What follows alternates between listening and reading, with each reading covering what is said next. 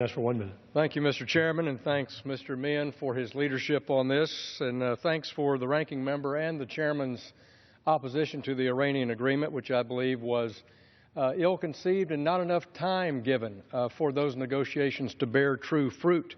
And in fact, that's the whole point of our debate today, because the maximum amount of negotiating clout that the United States had over these sanctions was during these negotiations, before we release sanctions, before Iran gets access to their oil flow monthly and their $100 billion. $44 billion and 5 judgments.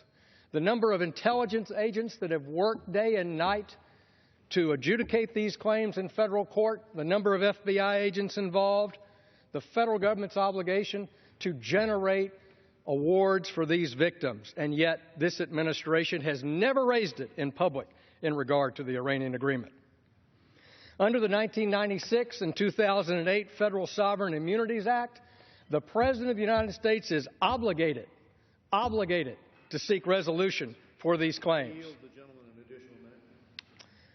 He's obligated to adjudicate these claims and seek restitution for these victims under the Federal Sovereign Immunities Act. President Bush did his duty. When he had leverage over Libya, he got the claims paid for the victims of terror in Libya. Every day we come to work in this House and we ask, what can we do to help this country? How can we right a wrong? And today is that day.